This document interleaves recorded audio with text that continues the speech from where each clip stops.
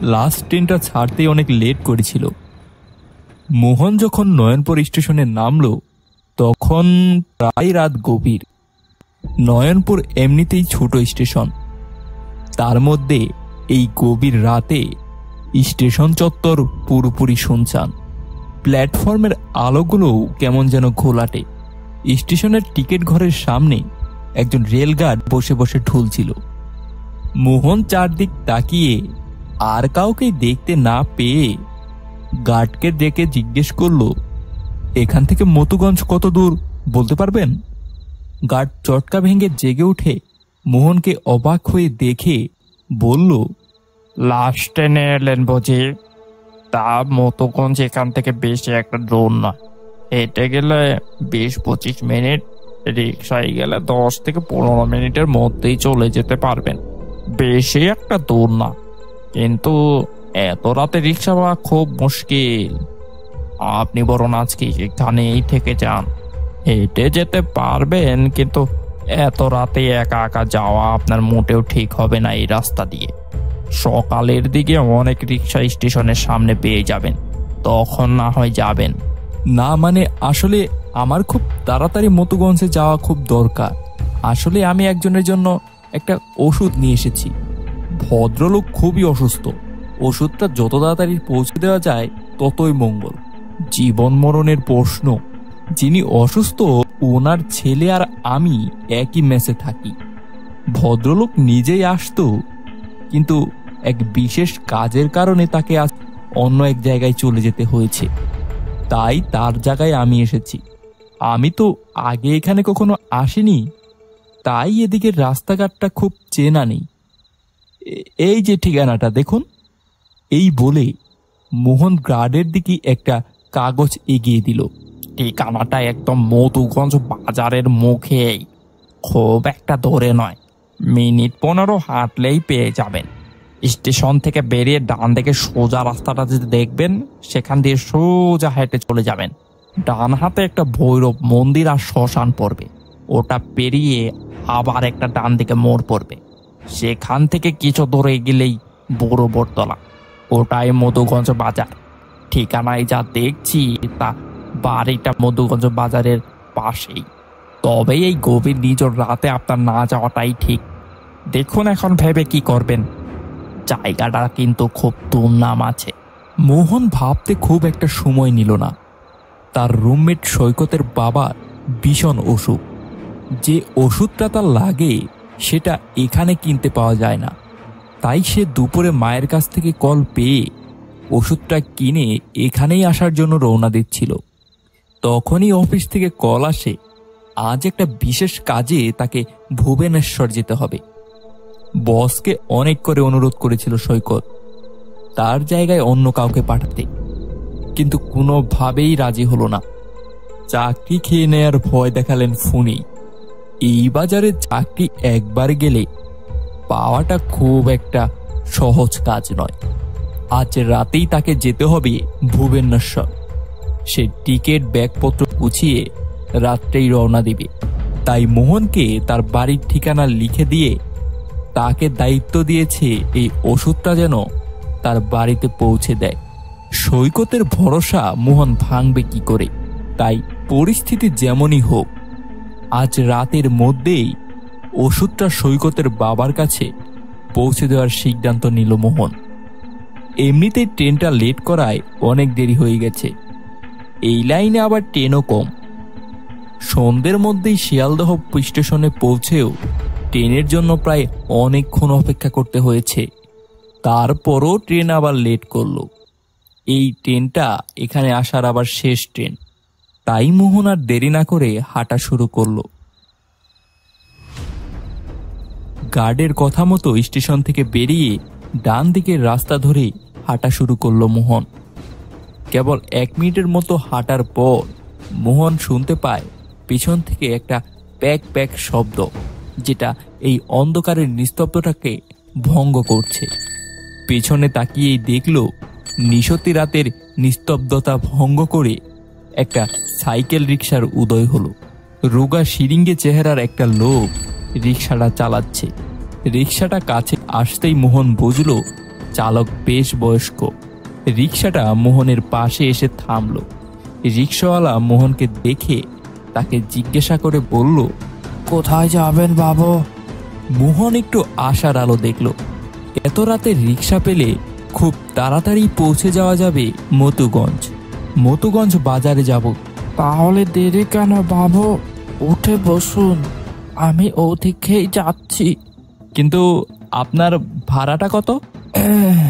এই গভীর রাতের কথা বিবেচনা করে বাবু আপনি যা দেন। আসুন, উঠে পড়ুন, আসুন আপনি। রিকশাওয়ালা ভাড়ার কথা পরিষ্কার না করলেও মোহন ভাবল আর দেরি করা ঠিক হবে না। যদি 10-20 টাকা বেশি চায় তা না হয় দিয়ে দেওয়া যাবে। এই রাতের মধ্যে রিকশা পেয়েছি, এটাই অনেক।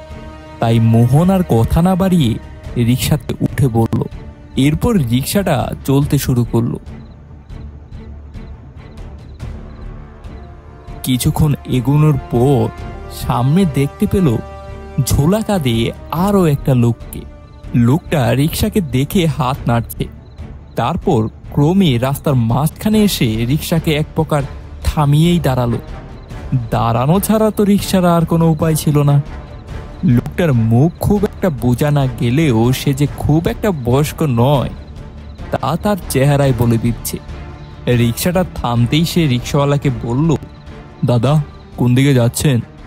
রিকশাওয়ালা মোহনকে দেখিয়ে বলল, যাত্রী আছে বাবু, রিকশায় যাত্রী আছে। এরপর লোকটি মোহনের দিকে এগিয়ে এসে বলল, দাদা আপনি কোথায় যাচ্ছেন? এই তো সামনে মতুগঞ্জ বাজারে। লোকটি যেন হাতে চাঁদ পেল। সে বলে উঠল, আমিও মতুগঞ্জ বাজারেই যাব। এই অঞ্চলে আমি নতুন লোক, তাই রাস্তাটা ঠিক মতো চিনতে পারছি না, বুঝলেন? অনেকক্ষণ যাবৎ ঘুরে মরছি। আপনি যদি আমাকে একটু আপনার রিকশায় জায়গা দেন, ভাড়া না হয় আদা আদি করে নিব। আমার মতুগঞ্জ বাজারে পৌঁছানো খুব দরকার। আর এই এলাকাটা নাকি খুব একটা ভালো নয় জানেন। খুব বিপদে পড়েই আপনাকে অনুরোধ করছি দাদা, দয়া করে আমাকে একটু সাহায্য করুন। ভাড়া না হয় আমি পুরোটাই দিয়ে দিব, দয়া করুন। লোকটি এমন ভাবে বলল, মোহন আর না করার উপায় খুঁজে পেল না। তাছাড়া যদি এই রিকশাটা সে না পেত তাহলে তাকেও আজ এর মতো পরিস্থিতিতেই পড়তে হতো। তাই সে বলল, আহা, ভাড়াটা বড় কথা নয় দাদা। আচ্ছা ঠিক আছে, আপনি উঠে আসুন। কিন্তু বাবু, উনি এত রাতে বিপদে পড়েছেন, ওনাকে মাঝ রাস্তায় ফেলে দিই কি করে? তুমি যেমন আমাকে নিয়ে উপকার করলে তেমনি ওনাকেও নিয়ে নাও। যাচ্ছি তো আমরা একই পথে। রিকশা চালক আর কথা বাড়ালো না। অন্য লোকটি রিকশায় উঠে মোহনকে ধন্যবাদ দিয়ে পাশে বসল।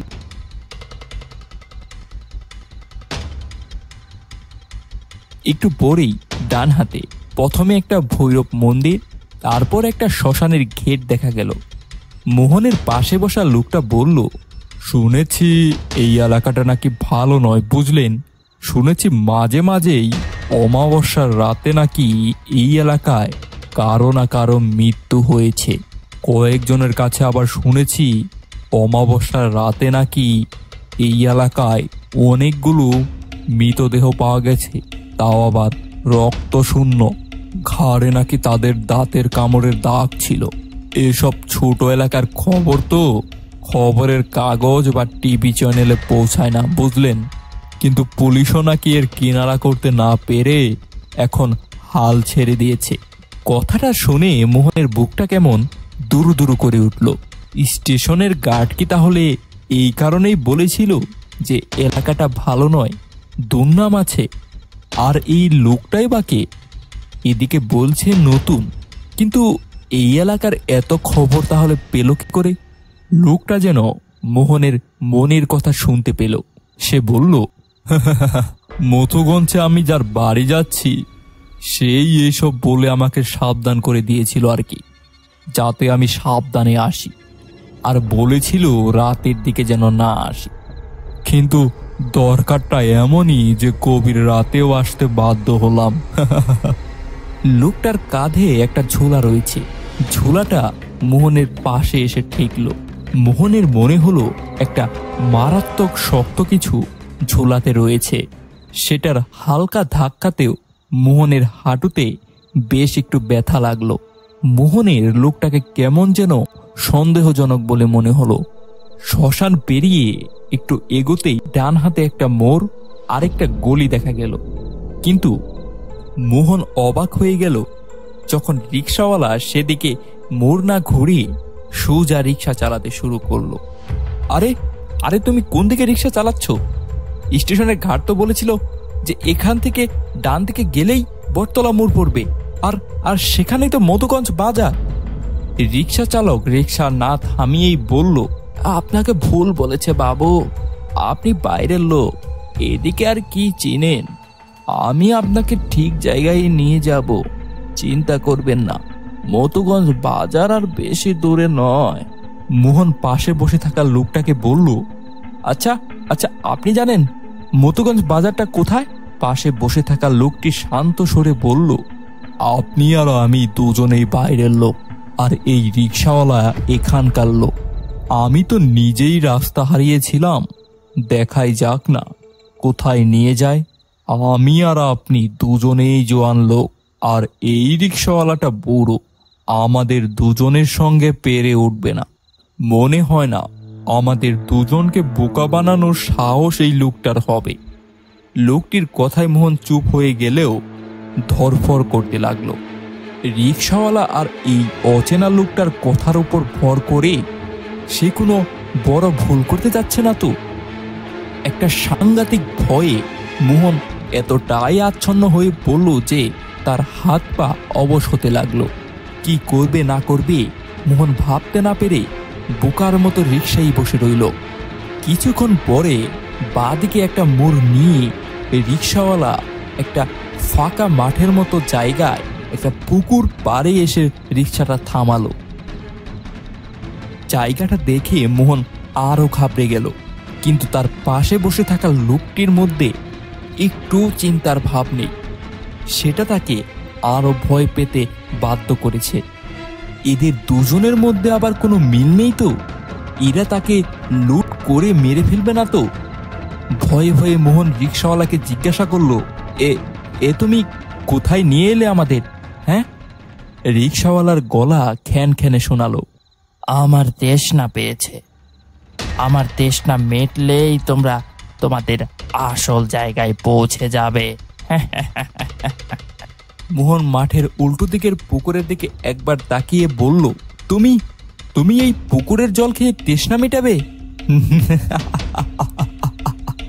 হা হা করে একটা বুড়ো হাসি এসে মোহনদের দিকে ঘুরে তাকালো রিক্সা চালক। তার মুখটা বিভৎস পিশাচের মতো রূপ ধারণ করেছে। চোখ দুটো এই অমাবস্যার রাতের অন্ধকারে লাল আগুনের গোলার মতো জ্বলছে। তার মুখের দুপাশ থেকে বেরিয়ে এসেছে দুটি দাঁড়ালো ক্যানানন দাঁত।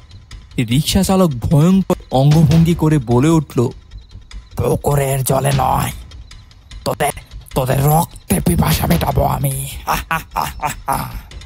মোহনের মনে হলো ভয় এসে অজ্ঞান হয়ে যাবে, কিন্তু ঠিক এই সময় মোহনের পাশের ছিটে বসা লোকটি যে কাণ্ড করল তার জন্য মোহন বা সেই পিশাচ রিক্সা চালক কেউ প্রস্তুত ছিল না।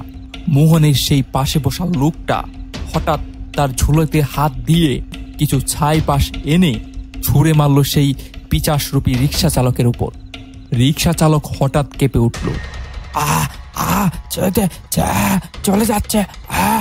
ঝুলি থেকে আরো ছাই বের করে সেগুলোর উপর মন্ত্র ফুঁকতে ফুঁকতে ছুঁড়ে মারতে লাগলো সেই রিক্সা চালকের উপর। পিশাচ রিক্সা চালক আর্তনাদ করে কেঁপে উঠতে লাগলো। তারপর সেই লোকটা তার ঝুলি থেকে একটা হাড় বের করে তার মধ্যে মন্ত্র ফুঁকতে লাগলো। তারপর এগিয়ে গিয়ে সেই হাড়টা রিক্সাওয়ালার মাথায় চেপে ধরল। ততক্ষণে মোহনও রিক্সা থেকে নেমে এসেছে। মোহন তার সামনে দেখলো তার পাশে থাকা লোকটা যখনই হাড়টা রিক্সাওয়ালার মাথায় লাগালো, ঠিক তৎক্ষণাৎ রিক্সাওয়ালার সমস্ত শরীরে আগুন লেগে গেল। এরপর আস্তে আস্তে রিক্সা চালক রিক্সা সহ ছায়ে পরিণত হলো। তারপর সেই লোকটি তার হাড়টি নিজের ঝোলার মধ্যে ঢুকিয়ে দিল। তারপর ঝোলো থেকে একটা কৌটো বের করে সামনে পড়ে থাকা ছাইগুলো সেই কৌটোর মধ্যে ভরে নিল। কৌটো তার ঝুলিতে রেখে তারপর ধীর পায়ে এগিয়ে এলো অবাক হয়ে থাকা মোহনের দিকে। মোহন কোনো রকমে বলল, আপনি আপনি আপনি কে? আমি গুণাকর তান্ত্রিক। বেশ কিছুদিন ধরে এই এলাকায় মানুষের মৃত্যু হচ্ছিল। তাদের ঘাড়ে কামড় দিয়ে সমস্ত রক্ত চুষে খেয়ে ফেলতো এই পিশাচ। সবাই ভয় পেয়ে অমাবস্যার রাতে বাইরে বের করা বন্ধ করে দেওয়ায় আসল শয়তানের খোঁজ পাচ্ছিলাম না।